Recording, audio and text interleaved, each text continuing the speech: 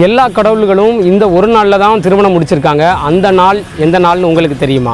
ஆன்மீக அதிர்வுகள் நிறைந்த நாள், அந்த நாள் எந்த நாள்னு உங்களுக்கு தெரியுமா? அந்த சிறப்பான நாள் தான் பங்குனி உத்திரம். அன்னை பார்வதியை சிவபெருமான் திருமணம் செய்தது இந்த பங்குனி உத்திரத்தில்தான். முருகன் தெய்வானையை திருமணம் முடித்ததும் இந்த பங்குனி உத்திரத்தில்தான். ராமன் சீதையை திருமணம் செய்ததும் இந்த பங்குனி உத்திரத்தில்தான். விஷ்ணு மகாலட்சுமியை திருமணம் செய்ததும் இந்த பங்குனி உத்திரத்தில்தான். அகஸ்தியர் உலோபமித்திரையை திருமணம் செய்ததும் இந்த பங்குனி உத்திரத்தில்தான். இப்படி கடவுள்கள் எல்லாருமே திருமணம் செய்த ஒரு மங்களகரமான நாள்தான் பங்குனி உத்திரம் என்று புராணங்கள் சொல்கிறது. மேலும் இந்த பங்குனி உத்திரத்தினுடைய சிறப்பு என்ன அப்படின்னா, தமிழ் மாதங்களில் 12வது மாதமான பங்குனி மாதமும் 27 நட்சத்திரங்களில் 12வது நட்சத்திரமான உத்திர நட்சத்திரமும் பௌர்ணமியும் இணைவதுதான் இந்த பங்குனி உத்திரம்.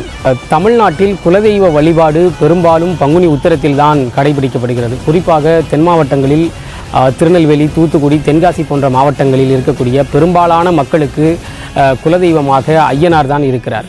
ஐயனார் பிறந்தது பங்குனி மாதம் உத்திர நட்சத்திரத்தில்தான். அதனால்தான் பங்குனி உத்திரத்தன்று குலதெய்வ வழிபாடு சிறப்பாக எல்லோராலும் கடைபிடிக்கப்பட்டு வருகிறது.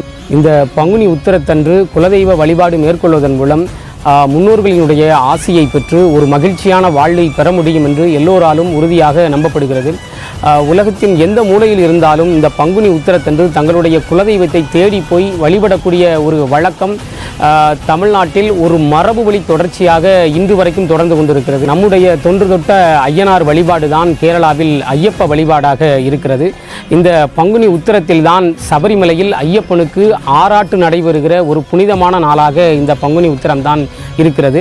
நமது தமிழ் கடவுளாகிய முப்பாட்டன் முருகன் போரை துவங்கியது இந்த பங்குனி உத்திரத்தில்தான். தாரகாசுரனை தோற்கடித்ததும் இந்த பங்குனி உத்திரத்தில்தான்.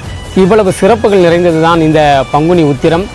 உலகெங்கும் வேர் பரப்பி வாழுகிற தமிழர்கள் தங்களுடைய குலம் தலைக்க, குடும்பம் செழிக்க உங்களுடைய குலதெய்வ வழிபாட்டை நீங்கள் கொண்டாடுங்க. என்னுடைய குலதெய்வம் குலத்தூர் ஐயனார். உங்களுடைய குலதெய்வம் என்ன அப்படிங்கிறத மறக்காமல் கமெண்டில் சொல்லுங்கள். இந்த பங்குனி உத்திரம் குறித்து நீங்கள் தெரிந்து கொண்ட தகவல்களை தெரியாத உங்கள் நண்பர்களுக்கு ஷேர் பண்ணுங்கள். இது போன்ற ஆன்மீக தகவல்களுக்கு நீங்கள் தொடர்ந்து இணைந்திருங்கள்.